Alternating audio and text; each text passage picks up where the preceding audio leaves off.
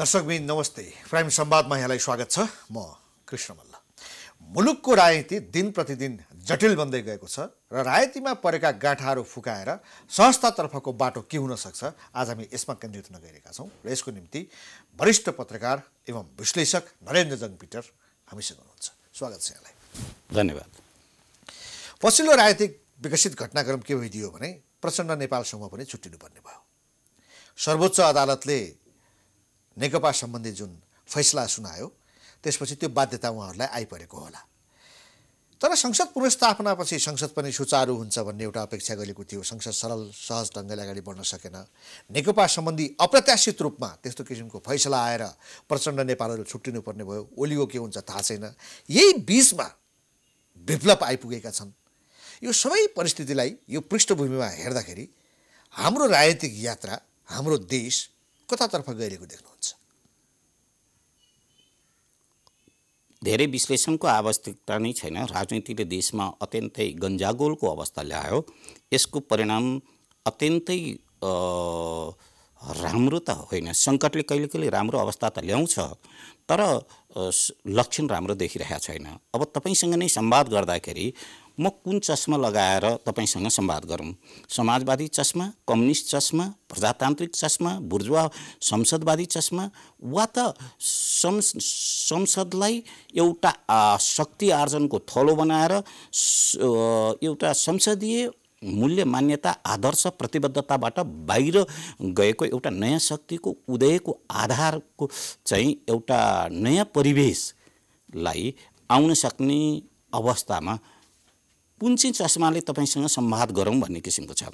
यी सबैको विषयमा तपाईँले राखेको जुन विषय राख्नु भएको छ, यसमा एउटै चिज चाहिँ एउटा गजब छ, टाइमिङको कुरा।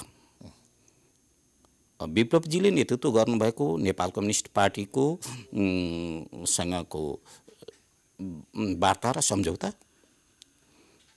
सर्वोच्चको निर्णय, संसदमा भइरहेका अभ्यासहरू, निर्वाचन आयोगको मौनता र समय घर्काउने अवस्था, यी सबैका विषयमा यी टाइमिङहरू, केही शक्तिहरूको चाहिँ अवस्था के देखिन्छ भनेदेखि यो राजनीतिक क्याल्कुलेटरले काम गरेको देखिन्छ। केही शक्तिहरू जस्तो तरिकाले माधव प्रचण्डजीहरूको चाहिँ सूचनाको अभाव र राजनीतिक क्याल्कुलेटर मिस्टेक देखिन्छ। सत्ता बन्नको लागि सत्ता पक्ष र प्रतिपक्षको आवश्यकता हुन्छ।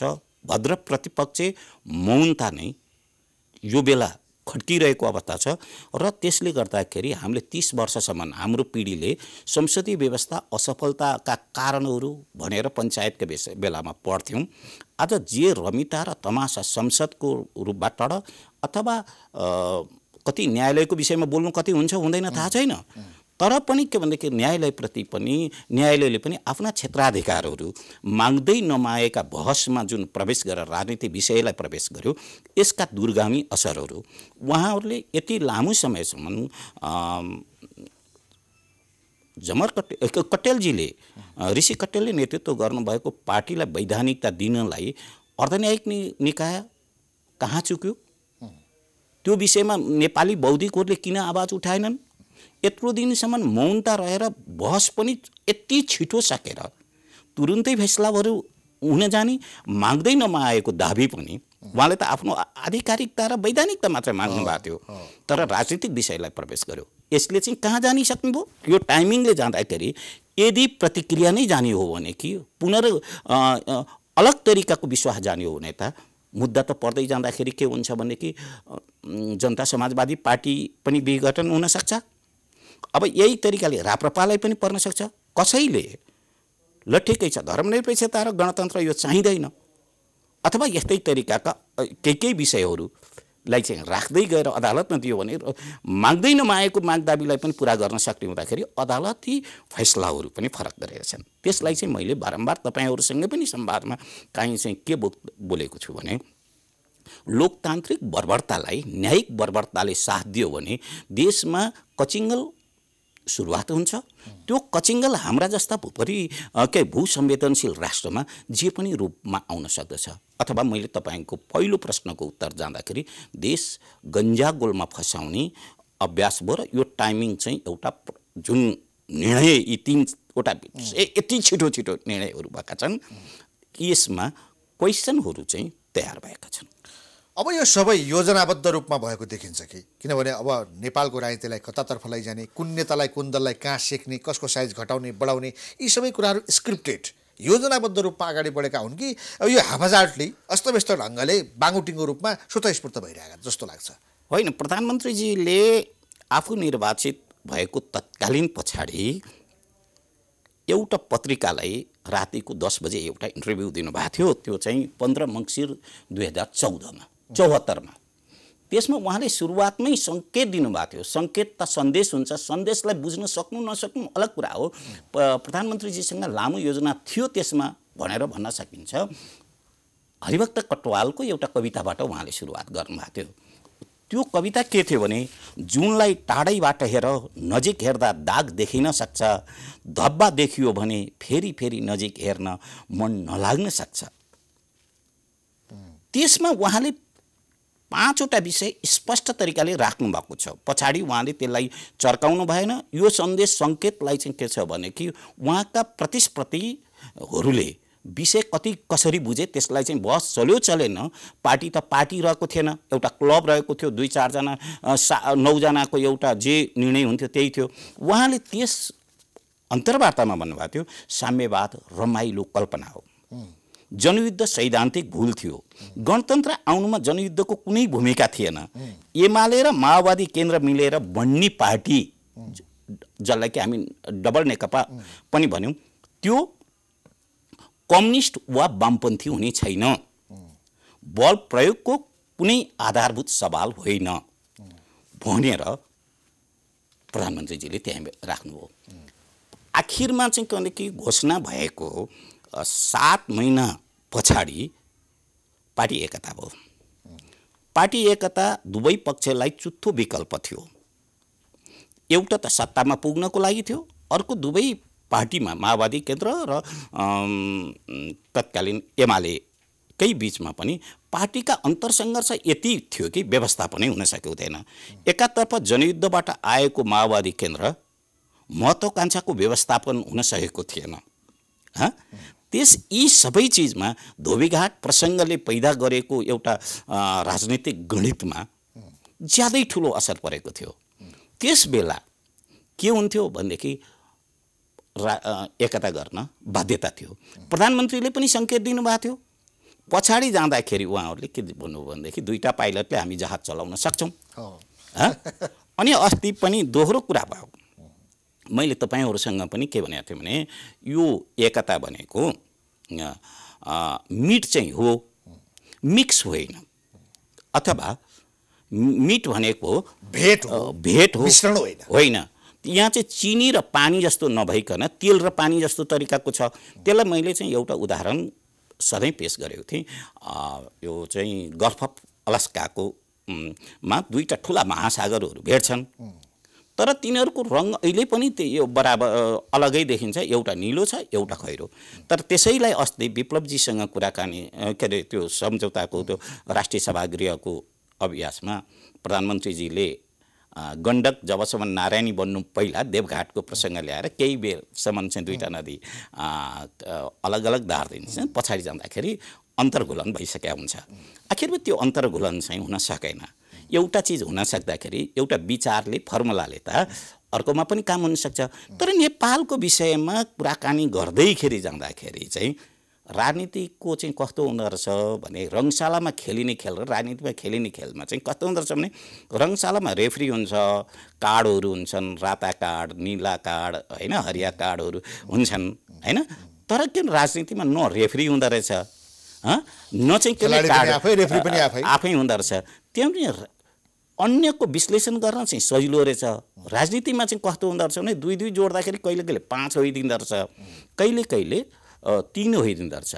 कसैले पनि अहिलेको फैसला यस्तो तरिकाले केही आउँछ भने केही शक्ति सन्देश त केही शक्तिलाई थियो पहिल्यै।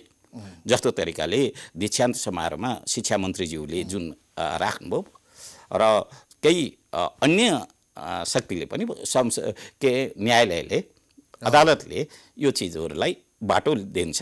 केही सहरमा बजारमा मिडियामा आशंकामा सेटिङका हल्लाहरू पनि काफी नचलेका होइनन्। त्यो कति के छ छैन, अदालत कति निष्पक्ष छ, के छ, सेटिङ छ छैन, त्यो मैले केही भन्न घटनाक्रमले देखाउँछ। तर जहाँसम्म यहाँले एउटा पत्रिकामा प्रधानमन्त्रीले दिएको अन्तर्वार्ता हजुर हरिभक्त कटुवालको कवितालाई उद्धृत गर्दै त्यो प्रधानमन्त्रीले भनेका 5वटा आधारहरू भन्नुभयो, त्यो हिसाबले हेर्दा आज हामी जुन गन्जागुलको अवस्थामा छौँ यसको पछाडिको सम्पूर्ण तयारी योजना सबै चाहिँ यो प्रधानमन्त्रीको उहाँसँग लामो किसिमको गेम उहाँसँग थियो।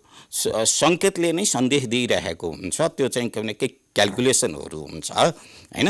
अब त्यसमा चाहिँ तपाईँ हामी देख्छौँ नि त्यो क्यालकुलेसनलाई र यो संवादलाई चाहिँ एकतामा जाने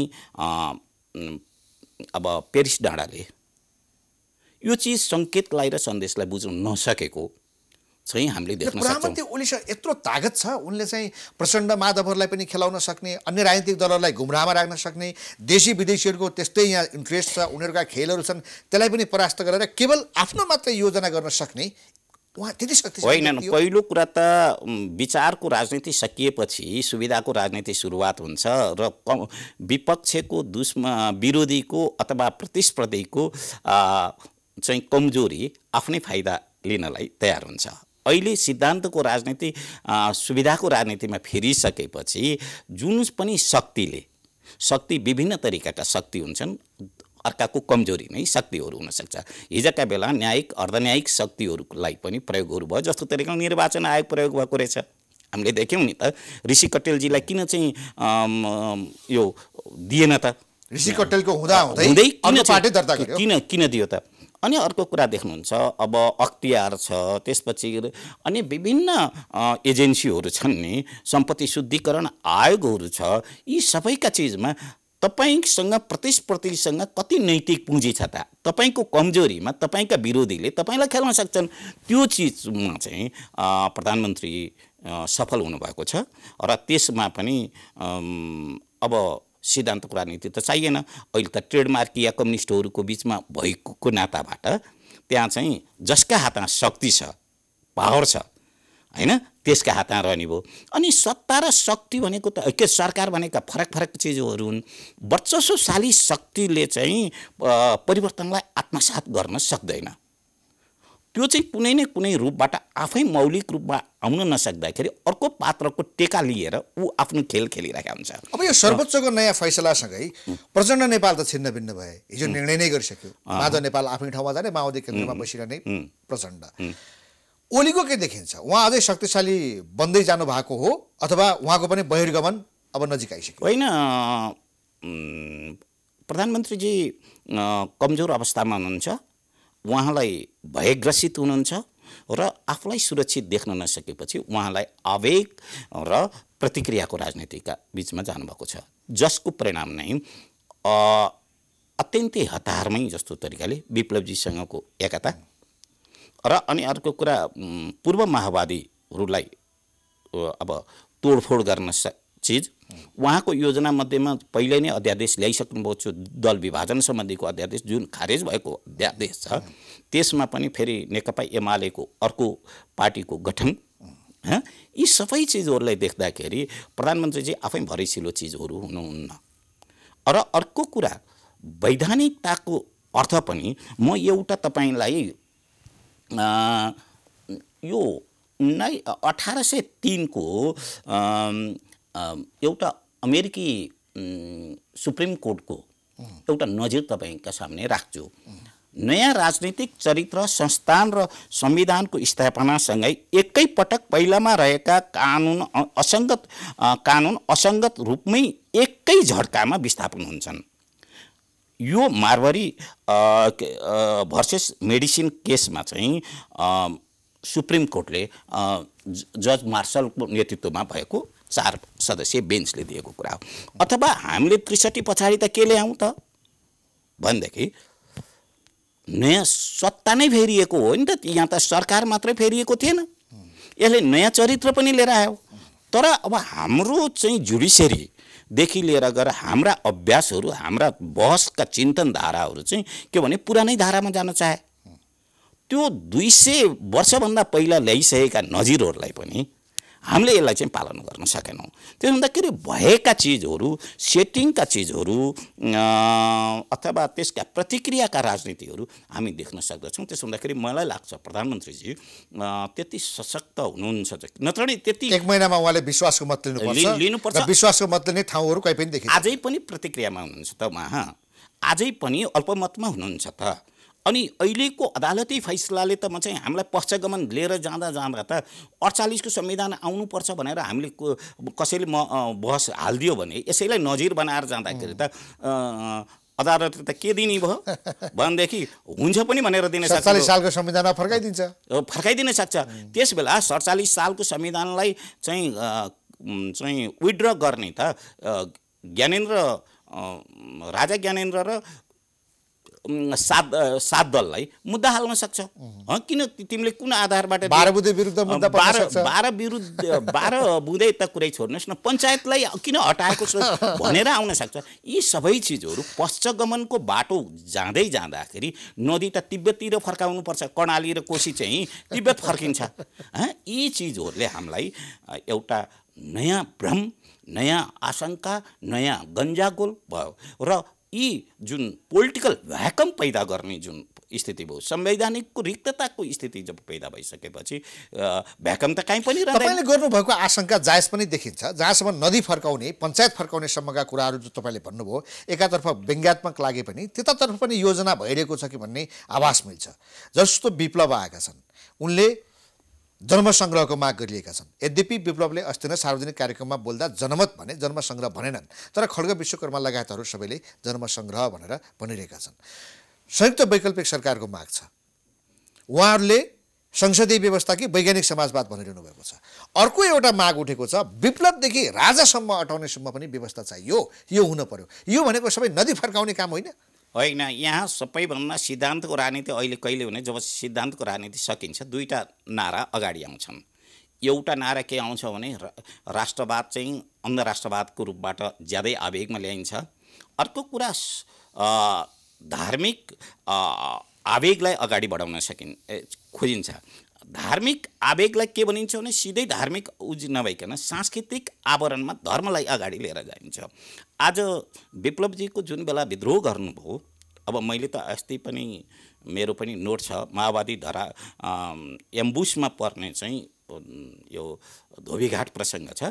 धोबीघाट प्रसङ्गका आयोजक देखिए पनि प्रायोजक देखिएका छैनन् भन्ने मलाई लाग्दै थियो। र त्यसैको बिचमा पछाडि जनयुद्ध थेगेको माओवादी मनोयुद्ध थेग्न सकेका थिएन। त्यसका परिणाम बाछिटाहरू अलग अलग तरिकाले देखिँदै थिए।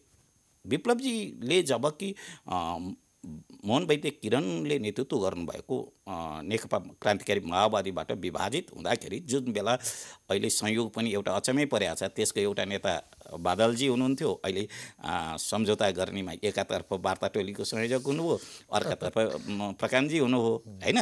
त्यस्तै बेलामा पनि हामीलाई के लाग्थ्यो भन्छ नि, उहाँले 2-3वटा कुरा उठाउनु भएको थियो। एउटा, किन माओवादी जनयुद्ध आज उपभोक्तावादमा र आफ्नै गरिमालाई धान्न सकेन, हामीले इतिहासको रक्षा गर्नु पर्यो भनेर उहाँले कुरा उठाउनु भएको थियो। महापतन भन्ने अगाडि उहाँले डकुमेन्ट्री के अरे पुस्तकै लेख्नुभयो। त्यसपछि पनि सत्ता साझेदारी र एकीकृत जनक्रान्ति भन्ने चिज उहाँहरूको थियो आजका दिन। अनि त्यसको लागि अब सिधै तरिकाले सेना तयार भएको अथवा यी सबै चिजहरूका पनि विषयमा कुराहरू आएका थिए। आज उहाँ पनि राष्ट्रियताको विषयमा आउने। ओली कमरेडले मैले के देखेको छु भने कहिले पनि कम्युनिस्ट आन्दोलनको विषयमा बहस गरेको देखेको छैन। उहाँको बहस जहिले पनि अलग तरिकाले जान्थ्यो। अहिले त धार्मिक प्रतीकहरू, वैदिक प्रतीकहरू राखेर उहाँ कुरा गर्नुहुन्छ र राष्ट्रियताको अगाडि कुरा गर्नुहुन्छ। त्यो चिज पनि समय कालखण्डसँगै त्यसका महत्त्व जो छ नि, जुन स्पिडबाट, जुन ओजनका साथमा आएको थियो, त्यो पनि चिजहरू देखिन सकेको छैन। यी सबै चिजहरू 23 गतेको जुन आमसभा, जुन नारायणहिटी अगाडि रहेको थियो त्यो आमसभामा एउटा गजब किसिमको मानिसहरूको अपेक्षाहरू थियो, राजावादीहरूको अथवा अलग किसिमको अपेक्षा थियो। त्यो त्यस बेलामा धर्मनिरपेक्ष र गणतन्त्रको बारेमा केही प्रधानमन्त्रीज्यूले भन्नुहुन्छ भन्ने किसिमको मान्छेहरूको अपेक्षा थियो। ती पनि तयारी पनि थिए र कहिले कहिले भेन्यूले पनि सन्देश दिन्छ, टाइमिङले जस्तो तरिकाले सन्देश दिन्छ, भेन्यूले पनि सन्देश दिन्छ। यी सबै चिजहरूले देख्दाखेरि एउटा रसायन, नयाँ रसायनहरू तयार गरिँदैछ। त्यो रसायन चाहिँ के छ भने एउटा जुन सत्ताको परिवर्तन जुन हुने ६२-६३को आन्दोलनको र नयाँ संविधानको जुन मर्म, स्पिड र सन्देशहरू थियो नि, त्यसमाथि आक्रमण गर्ने थियो। त्यसलाई रक्षा गर्नुपर्ने जुन शक्ति थियो, गिरिजाबाबु बितेर गइसक्नुभयो। त्यसको काङ्ग्रेसको बिचमा पनि आधुनिक चिन्तन शैली कति छ त्यो पनि देख्नुपर्ने स्थिति छ। स्वयं प्रचण्डजीले पनि एउटा कतिपय क्वेसनहरूको जवाफ दिन सक्नुभएको छैन। उहाँ कम्युनिस्टको त अगाडि तरिकाले समाजवादी कुरा त गर्नुहुन्छ, तर स्वयं आफ्नै विषयमा प्रश्नहरू उठिरहेका छन्। किन उहाँमाथि उहाँहरूकै सहयोगदाले विश्वास गर्न सकेनन्? राइट। अनि यसका पछाडिका कारण के हो? उहाँहरूले पनि के श्वेतपत्र निकाल्न सक्ने, आफ्ना कमी कमजोरीहरूका विषयमा श्वेतपत्र निकाल्न सक्ने अवस्था छ के? उहाँ अहिले कम्युनिस्ट पार्टीको नामै राख्न सक्ने नेपालका सबै कम्युनिस्टहरूको पासमा नैतिक पुँजी छ कि ट्रेडमार्कै रूपमा मात्रै कम्युनिस्ट पार्टी राखिया छ? कम्युनिस्ट बन्नको लागि, मार्क्सवादी बन्नको लागि आधारभूत चरित्र, दर्शन, राजनीति, संस्कृति, अर्थतन्त्रमा के हुन्छन्, सङ्घर्षका रूपहरू, सङ्गठनका रूपहरू के हुन्छन्, यी सबैसँग छैन। त्यसले गर्दाखेरि तपाईँले भन्नुभएको जुन चिज छ, एउटा रसायन राष्ट्रियताको नाममा आउँदैछ, त्यसले आवेग आउँदैछ। त्यसले गर्दाखेरि भिन्न शक्तिलाई एउटा मञ्चमा ल्याउला जस्तो देखिन्छ। विप्लव र ओली एक ठाउँमा उभिनुपर्ने अवस्था कसरी आइपुग्यो?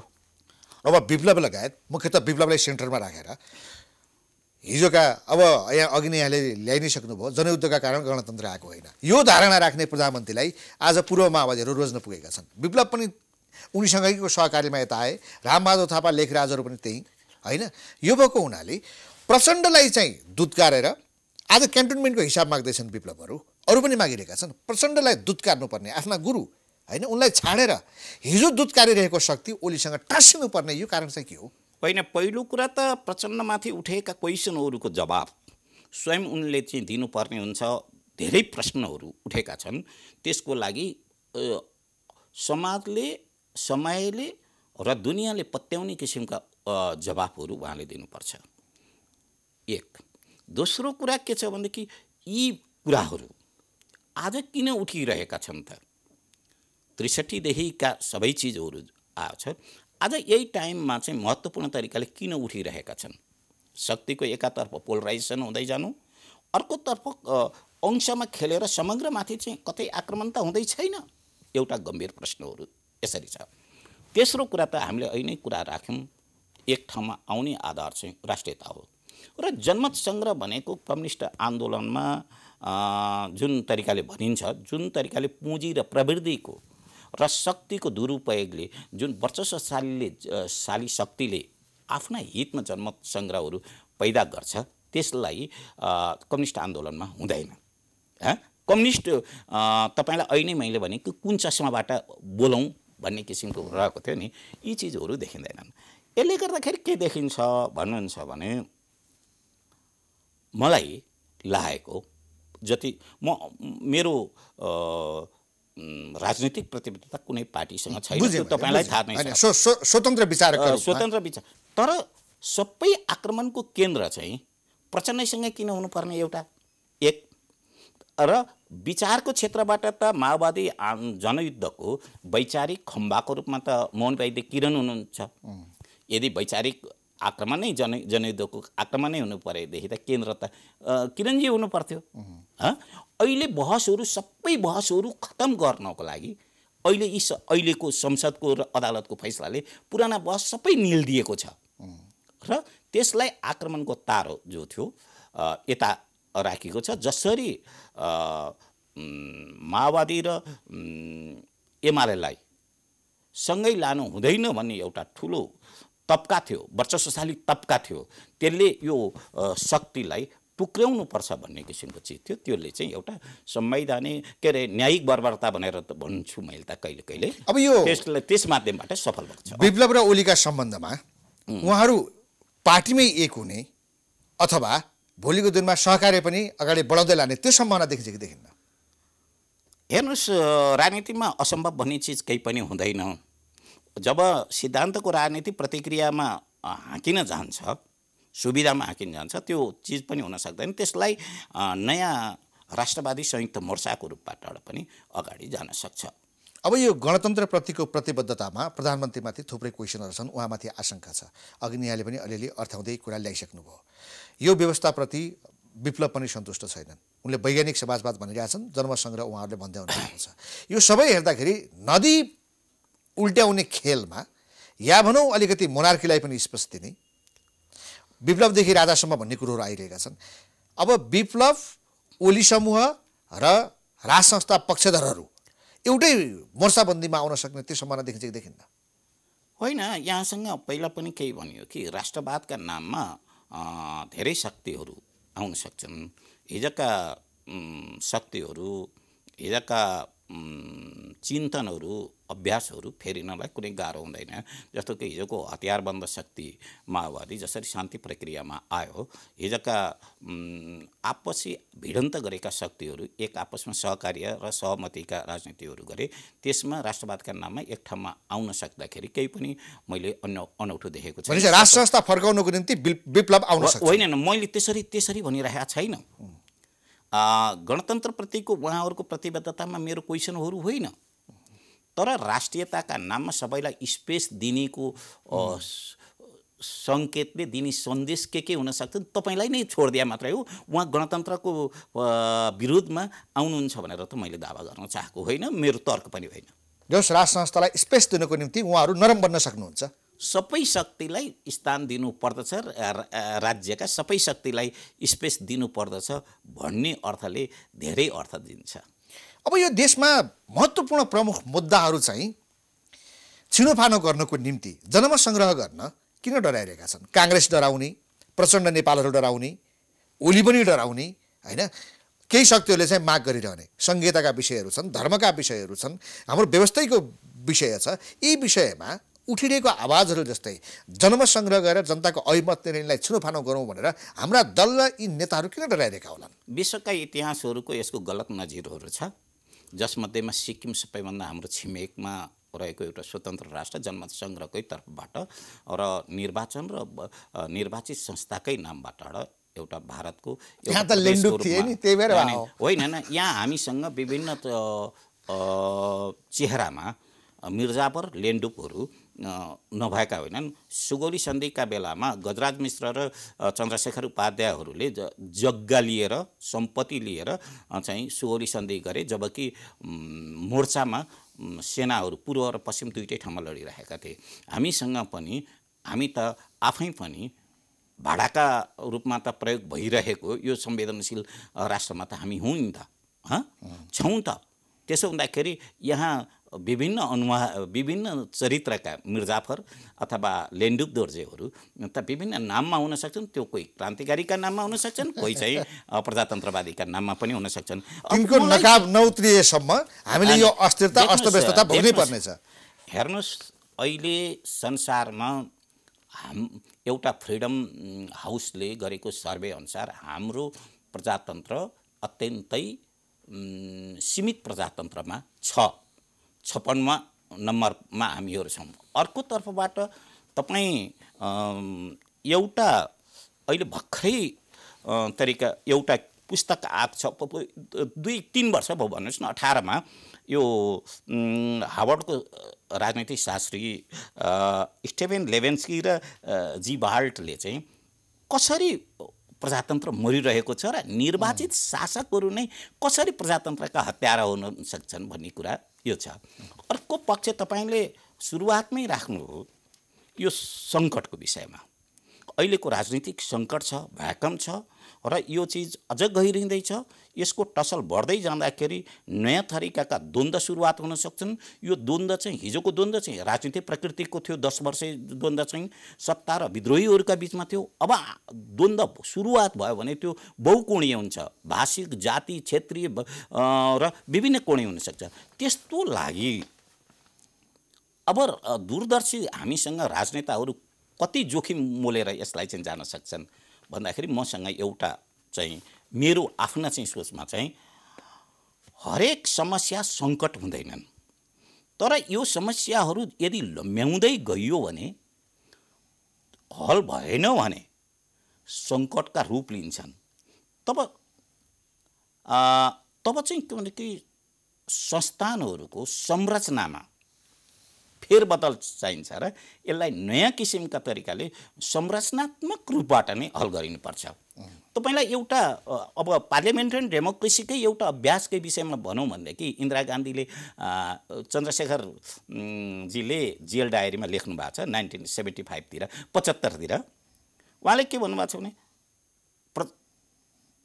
यो शक्तिमा, सरकारमा, राजनीतिमा कुनै नैतिकता भनेको चिज हुँदैन। नैतिकता भनेको तपाईँ शक्ति आर्जन गर्नुहोस्, त्यसैबाट जानुहोस्।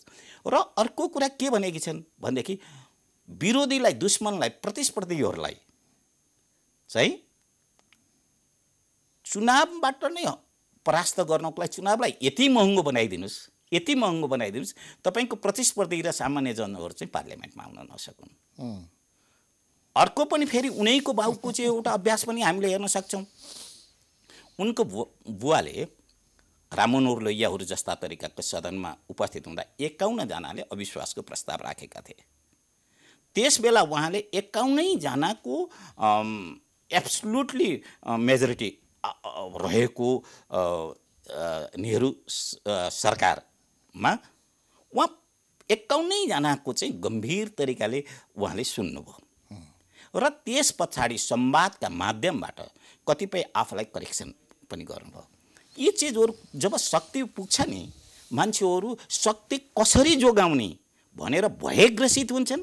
त्यसपछि उनीहरू तानाशाह हुन्छन्। कुनै बेला दुर्गे भनेर आएकी इन्दिरा गान्धी तपाईँको 74 इलाहाबाद हाइकोर्टले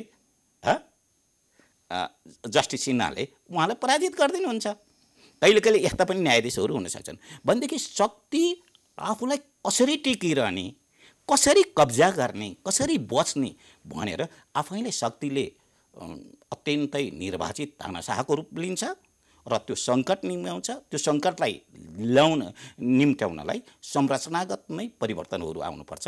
फेरि मलाई त के लाग्छ भने संसदीय व्यवस्थाका असफलताका कारणहरू भनेर फेरि आउने पिँढीले हामीले जसरी 30 वर्ष पढ्यौँ पञ्चायतकालमा त्यस्तो हुन नपरोस्। अहिले निराशाको हत्या कसरी गर्ने र आशाको विकास कसरी गर्ने सबैभन्दा चुनौतीको अवस्था छ। हस्, धेरै धन्यवाद। हस्। दर्शकवृन्द, प्राइम संवादमा हामीसँग वरिष्ठ पत्रकार एवं विश्लेषक नरेन्द्रजन पिटर हुनुहुन्थ्यो। उहाँसँगको कुराकानी सकिन्छ। हामी सबैलाई बिदा दिनुहोस्। नमस्ते।